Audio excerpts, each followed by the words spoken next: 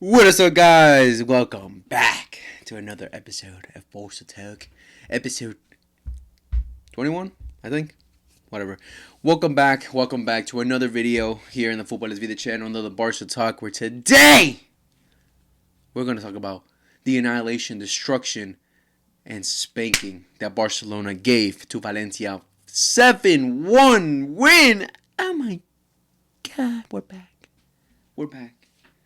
Like we never left. The Barcelona at the beginning of the season is back, baby. Yes, sir. Yes, sir.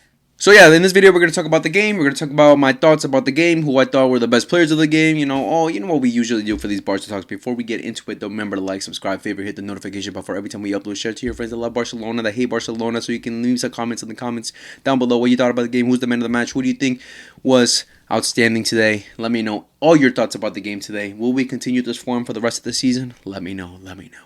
But yeah, so obviously Barcelona have to win this match, especially since the day before Atletico Madrid draw points and Real Madrid win. They get the points. So before today's match, they were a total of 9 points ahead of us. So it was a do or die win. If we didn't win, we'd be actually fooked. We'd be fooked. We couldn't. There was no room for mistakes if we had somehow lost this game after that. So Barcelona were obviously going into the game with a little bit of pressure, just especially what happened the game before that against Getafe, where we tied 1-1. So we 100% needed to do or die win today to at least have some hope to get back into the league and hopefully just pray like later on in the season Real Madrid drop points, because like I've always said, I've said this multiple times, that as many like Atletico Madrid can be ahead of us as long as they want. But I already know at some point of the season they're going to drop points. At some point of the season they're going to fall off. And in the last two games they fell off. So I knew this was going to happen from Atletico Madrid. That's why I said that our main rivals will always be Real Madrid for this league title, because they're the team that it's way more difficult to make them drop points than Atletico Madrid. I'm just being honest. So the competition was always going to be Real Madrid. So again, this game was a do or die. We needed to win to 100%. Keep on fighting for the league, which I still think we have a good chance of winning. If we just gotta hope that Real Madrid drop points, and we still have to play both Atletico and Real later in the season. So it's gonna matter. For this game's gonna matter a lot. But again, we need Real Madrid to drop points, and well, that might happen because Atletico Madrid and Real Madrid play soon. So we'll see what happens there. But yes, Barcelona's lineup today: Szczesny and goal. Okay, so it's not just a tournament thing. Szczesny's going to get opportunities throughout the league too. Okay, Iñaki Peña bench for this match. A back line of Alejandro Balde, Paco Barci, Eric Garcia, and Jules Koundé. So Araujo got dropped for this match. A midfield of Casado, Frenkie de Jong, and Fermin Lopez. No Gavi, no Pedri. Pedri unfortunately was sick. Apparently he had some illness, so he couldn't play today. But okay.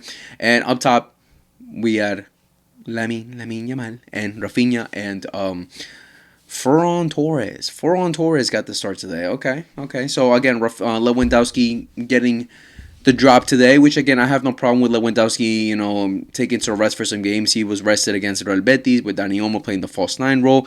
So I have no problem. I said it in that video for that match that Lewandowski is someone who's played multiple games this season. He's played as much as Rafinha and Lamine this season, so he needs to get some breaks at some point, because he's gonna get gassed out at some point, and then we're gonna get the worst out of Lewa than the best. So again, I had no problem with him getting benched today. So obviously the sensations before the match is that again we had to win. It was a do or die. We had to win this match to continue fighting for the league. And again, Valencia are a team who are currently in the relegation zone, so they definitely needed to get some points, try to get something from this match. So they probably could have put up a tough match against us. So we were probably expecting a little bit of fight from them, but nowhere near. Because Lamine Yamal gets the ball in the 3rd minute and beautiful cross into the box when Frenkie de Jong with a beautiful touch and a beautiful run too. Great space. He got into the right space. Takes a great touch and boom, bangs it in. 1-0 for Barcelona. But wow, what a pass from Lamine. Oh my. I could just rewatch that every single day. Boom, early go into the match. Again, great sensations. Exactly what you need for these kind of games. You need to get a goal early. You don't want to fucking suffer. You want to keep everything cool and chill. You want to be, keep the game calm and stuff. And that's exactly what happened. And then, I think it was like not even a couple minutes later. What a ball from Alejandro Balde. Alejandro Balde runs down the line, crosses it into Ferran Torres. And honestly, that was in the best is a pass. Like, it wasn't a perfect pass where there was like no chance of Ferran like missing that chance. It was little bumps, bumps in the road there, getting into him. But again, Ferran Torres, wow, what a finish! What a finish for Ferran Torres, bringing us 2-0 up into the game. And honestly, when you look at that finish that he did, you're just like, how did you not score a hat trick this game? Because how do you score that and then miss the other opportunities? I really don't understand, because Ferran Torres for sure today should have gotten a hat trick. He should have gotten a hat trick. Like the amount of times he got into the right spaces, the amount of times he was making great runs, the amount of times he was getting fed, and he missed so many opportunities. It was honestly disappointing from him for that in that aspect. But again, what you get from Ferran Torres, getting to the right space, he makes great runs. He's a great substitute for Lewandowski, but when it comes to this finishing, it's not the best. It's nowhere near Lewandowski. But yeah, he got us a second goal. Cool for him. But again, he should have 100% got a hat trick today. At that point of the match, we were just completely all over Valencia. They weren't doing anything. They tried to hit us on the counter. They tried to try to take advantage of our high line. But again, there's just no chance with the fact that how everyone was playing today, like Asado, like Frankie, like Fermin. Everyone was doing the work in the midfield, so they really couldn't do anything to us. And then I think a couple minutes later, that we get the third goal from Rafinha with a beautiful pass from Fermin Lopez over the top, through the middle, Rafinha getting into the perfect space, and then Rafinha bangs it around the goalie, making us go 3-0 up. 3-0 up in 15 minutes. Insane. At that point, it was game, match, done. It was done at that point. There was no way Valencia were gonna make a comeback, because we were just completely all over them. And honestly, when you get scored on that early in the match, like by that many goals, you're at that point you're done. Real Madrid. But so yeah. And Real Madrid fans were getting flashbacks, what I'm saying? They were getting flashbacks. But yeah, 3 goals in, beautiful. At that point, I was like, it's game over. There's no way Valencia ever getting back into this match.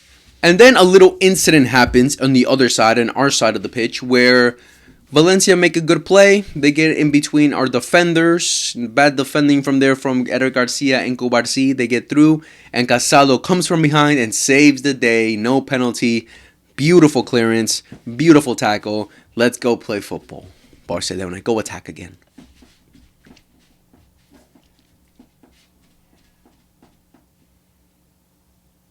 Alright, I gotta admit, when I first saw it, I think everyone, when they first saw it, was like, okay, beautiful tackle from Casado, world class, that's what you expect from Casado, always making great tackles, always getting to where he needs to be, especially recovering, like, when we make a mistake in the defense, like, amazing. But then when I looked at the replay, I'm like, are we wearing the Madrid badge today? Because how the fuck did we get away with that? How do we get away with that? I gotta be honest. That was a penalty for Valencia. I'm honestly surprised that we got away with that. I don't understand what VAR was looking at there, because he did not touch the ball. He definitely touched the player's ankle, the Valencia player's ankle, and we really got away with it right there, because I don't know. When I looked at every single replay and I tried to look back at it, like, did he get even a sniff of the ball? And I couldn't see an angle where he actually touched the ball, and I'm like, okay, we'll take it, I guess. But yeah, we got very lucky there, because I feel like if they got that one back at only 3-1 up, like 3-0 up, like they probably would have got a little bit more motivated. Because I gotta say again, as much as we were completely all over Valencia, there were definitely moments where they did get through our high press, they get through our defense, and there were moments where it was just Eric Garcia and Cubarsí running back trying to defend, because Koundé and Alejandro Balde were attacking a lot, they were going forward a lot.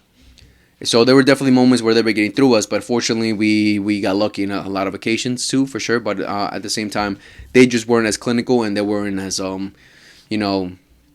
perfect as you would need them to be for them to get back into the game. But yeah, again, I can admit that was a penalty. Sorry.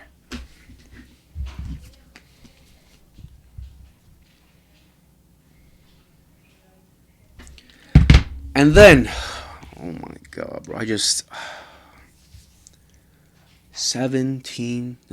now. 18 years. Oh my God. 18 years young. Cubarsí makes a spectacular, amazing, nut watching pass to Fermin Lopez. And Fermin with a beautiful finish. Top corner. But the pass, man. Oh my God. Like I said it in I made a TikTok on this. You cannot name me another center back in the world of football that has better passing, better distribution, than Pau Cubarsí. You can't name me one. I can't think of a single person.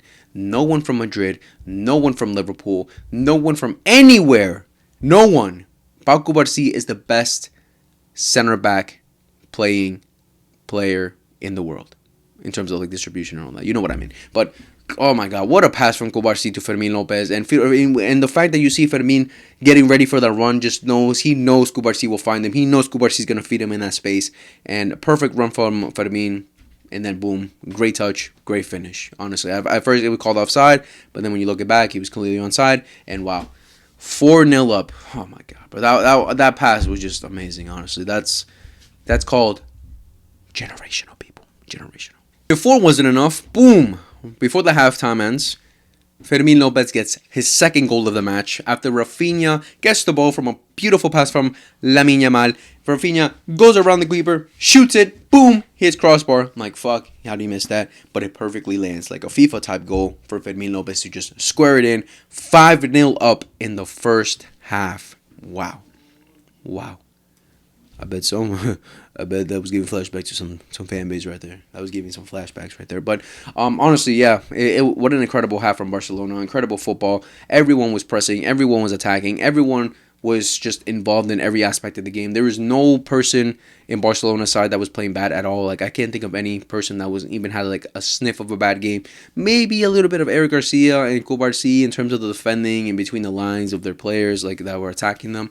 Maybe a little bit more of Eric Garcia, but besides that, everyone was perfect today. Balde, Koundé making perfect runs up and down the pitch. Koundé again, his link up with Lamine is outstanding like always. Lamine cooking up the defense. I think Lamine, as much as he had a pretty good game in general, I don't think it was a perfect match from him, but yeah, again, he still got the assist. Like, he was still doing Lamine things, the little nutmeg that he did at one of the Valencia players. Like, he was just, like always cooking up. Rafinha today was spectacular, like always. The best Brazilian in the world of football right now, especially in La Liga. Vinny, you can't compare right now this season to Rafinha. He has been spectacular this season. His press, his awareness, the space he's getting into, like he's just perfect for us right now. His form is just incredible, and the fact that he got the goals too, like he's just involved in everything what you need from the attack. Like, he's just been perfect for us.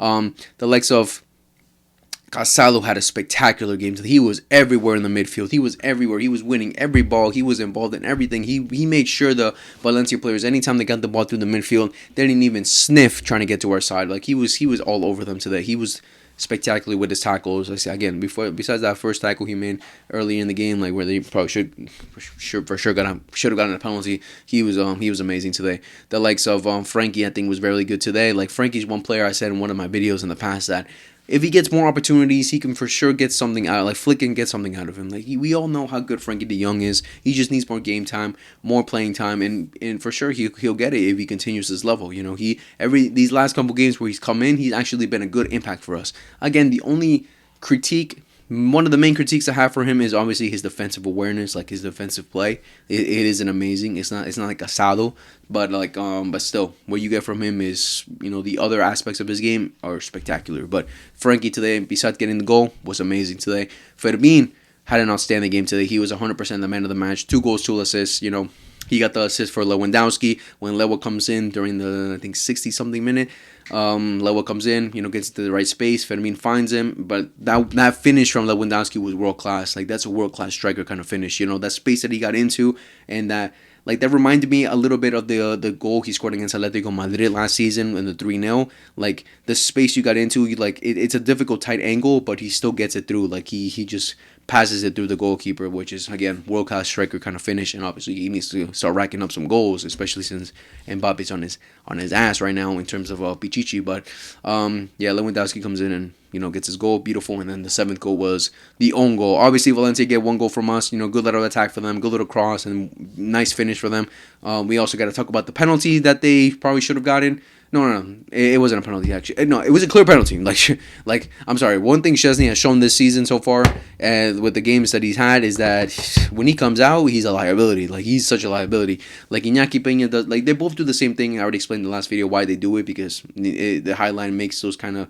You gotta make those sacrifices when you play the high line, but the way Iñaki Peña does it and Szczesny, like Szczesny just looks so like confused when he does it. Like he just like doesn't know how to predict the players' movements when they get through. Like he just reacts instead of like actually think a little bit and then react. Like Iñaki Peña has a little bit more intelligence when it comes to that, but Szczesny, he just reacts quickly and then boom, like he just gives them a penalty, gives them a foul. Like what, this is like the third game now he's done it, like against Real Madrid, against Athletic Club, he almost gave them a goal against fuck, I forgot the other ones, but still, like he's just like when he comes out of his line, it's not the greatest. Like he's kind of a liability when it comes to that. Oh, up against Benfica, like oh my god, against Benfica. But yeah, I just don't trust him. Like if he's the last man, at that point, like just let them come at you, bro. Like don't even come out because you're either gonna get a yellow card, you're gonna get a red card, worst case scenario, or just give up a penalty. Like try to 50-50 it instead of giving them a penalty. A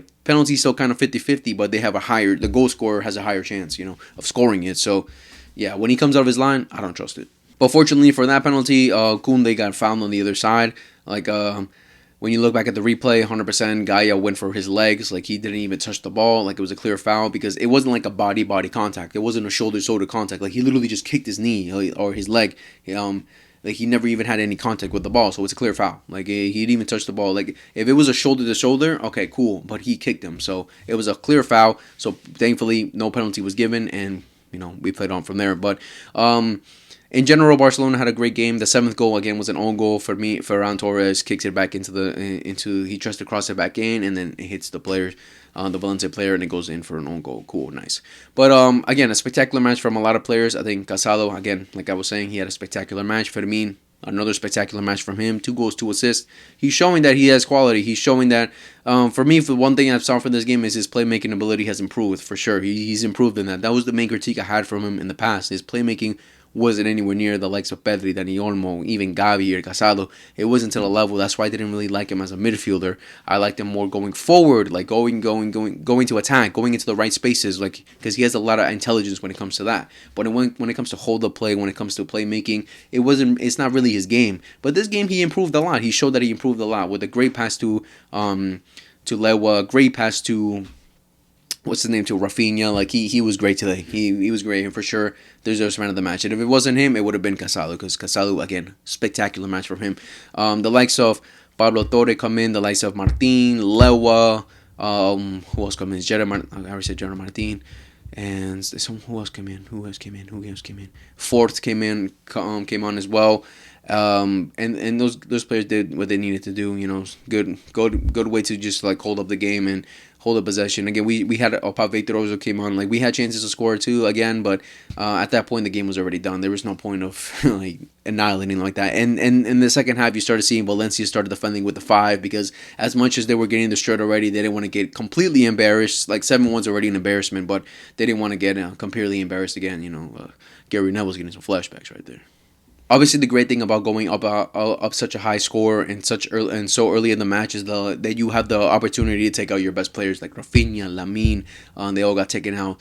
Who else got taken out? I think Frankie got taken out. Koundé, Balde, like our key players got taken out because we already, the game was already done. So give opportunities to the other players so they can come in, show some levels first, so get some minutes in, and rest the players that are going to be important for this game, for the game in the weekday, which we have again against Atalanta for the Champions League. So again, that's the best thing about going up early in these games and destroying the other team. You have the opportunity to rest your players. But again, spectacular from Barcelona. The game today was spectacular. Everyone was amazing. Eric Garcia, I think, as much as like he had some faults in today, I don't think he was perfect today, like the likes of Cubarsí, but I think he still had a really, really good match.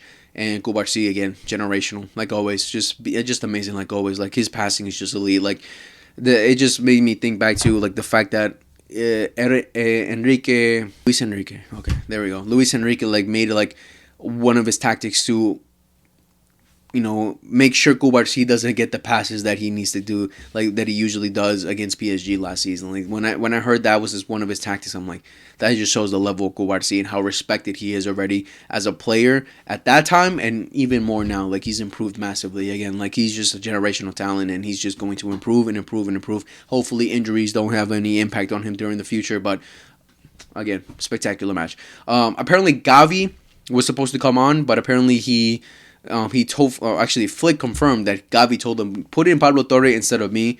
Give him some minutes because Pablo Torre hasn't gotten enough minutes as he probably deserves. But great gesture from Gavi right there. And Flick says, that's why I love Gavi. Like Gavi is showing he can 100% be a future captain for Barcelona because not only does he show the passion and the heart on the pitch, he obviously shows it for the dressing room and the players. And 100% you can see that. You can tell that the players 100% respect that. So, kudos to Gavi for that. I would have liked to see him a little bit play this game. But, yeah. Considering how the game went today, I wish, Lewa probably would have started. If I knew Valencia were going to be this bad, I wish Lewa would have started because, again, he's competing with Mbappe right now for the Pichichi. So, he probably could have got a hat-trick today. Because the runs that, obviously when it comes to making runs behind Ferran and Lewa a little bit different with that. I think Ferran's a little bit... He has a little bit more, pace and a little bit more awareness when it comes to that. Lewa does too. He gets in the right spaces all the time, but at times he just doesn't get there quick enough. But the amount of space that we're giving Ferran to get into, I think Lewa would have 100% maximized his strength in that and gotten a hat trick today at least because again Ferran should have gotten a hat trick today. He missed multiple opportunities. But besides that. Again, spectacular match in general from Barcelona, and I can't wait to see how we continue to do for the rest of the season. Again, this is something that cannot be a one-time thing. This is giving us flashbacks of what was happening during the beginning of the season. Because the last time we scored 7 was against Real Valladolid. So.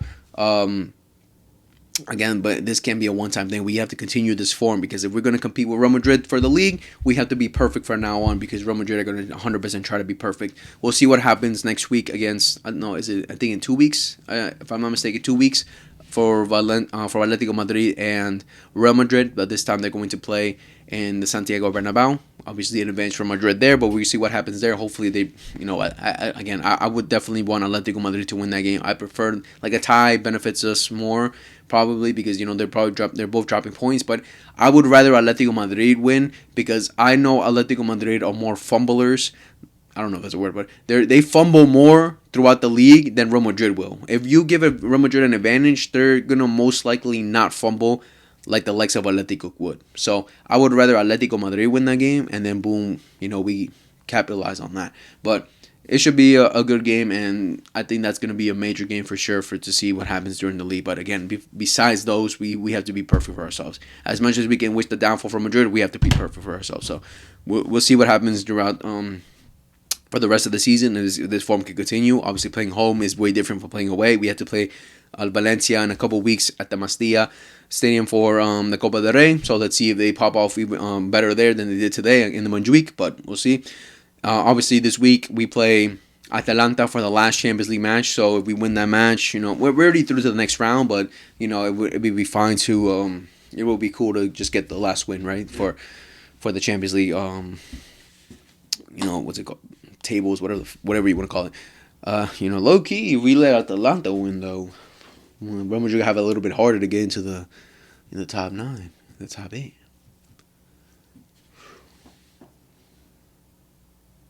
But yeah, again, in general, spectacular game from Barcelona. Great win, great 3 points. Now instead of being 9 points behind Madrid, we're only 7 points now.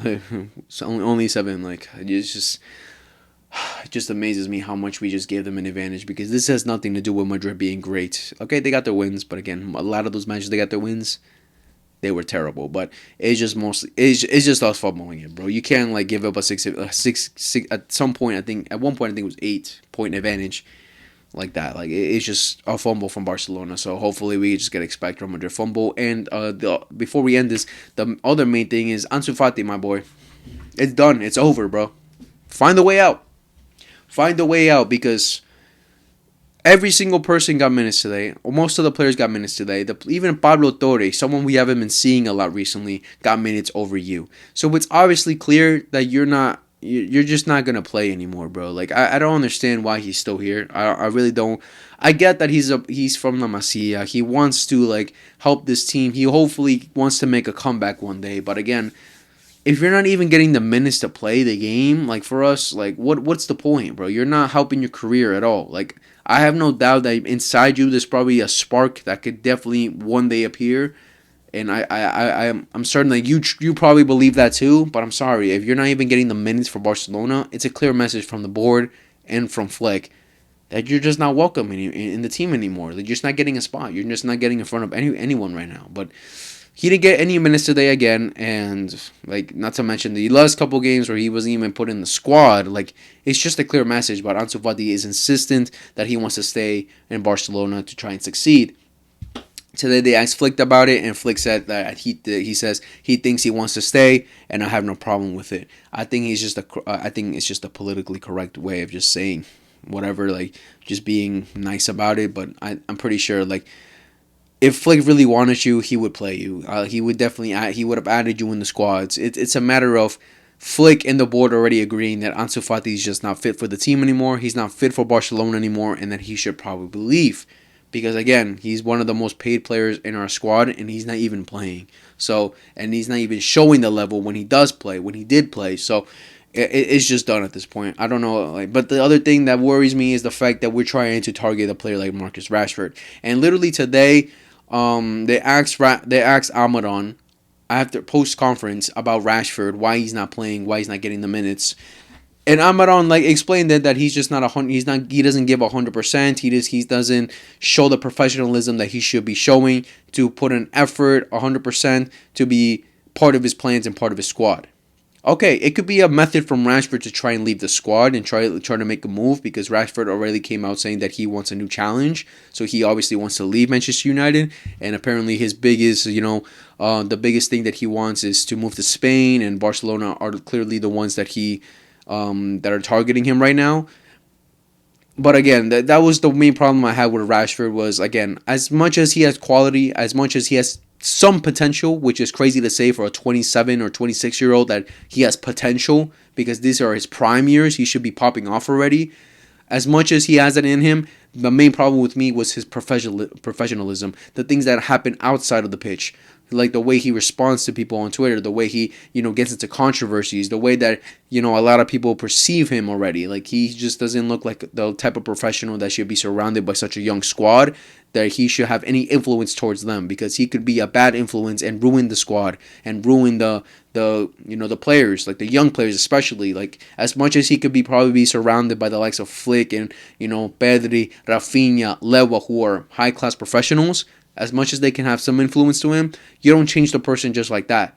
As much as you can't just change a person just like that, like out day and night. Like, that's something that should be ingrown into them. Like what we see from Rafinha, how much he loves the club, how much of a professional he is, how much he shows that he wants to fight and give his heart for the club. That's something that's inside of them. And if Rashford can even show that for the club, for his childhood club like Manchester United, where they were the ones that gave him the opportunity to even be a professional and be at the level that he is right now, gaining the salary that he has right now, then what makes you think he's going to show up for Barcelona? I just don't see it. Like, I don't. That's why I don't want Rashford at Barcelona, anywhere near Barcelona. So, hopefully, I really don't understand what the situation with that is, because again, the only way we can get Rashford is if we get rid of Ansu. So, if Ansu is insistent to stay, I'd rather have that than bring Rashford in. I'm sorry. Like, I just don't want Rashford anywhere near Barcelona. But we'll see what happens with that. But again, that was the video for today. I hope you guys enjoyed this video today. Make sure to like, subscribe, favorite, hit the notification bell for every time we upload. Share it to your friends that love Barcelona, that hate Barcelona maybe, so you can talk about, was it a penalty? Let me know. But yeah, so I hope you guys enjoyed. I will be, the next video will be on the Benfica match, and I will be streaming that match. So again, all my links down below in the bio, my TikTok, my Instagram, my Twitch, and I'm also streaming on this channel as well for YouTube. So make sure to tune in for all those. We'll see what happens on Wednesday for the final match of the Champions League, and again, hopefully Barcelona continue this form. So again, I hope you guys enjoyed. I love you all. Take care. Blessings, and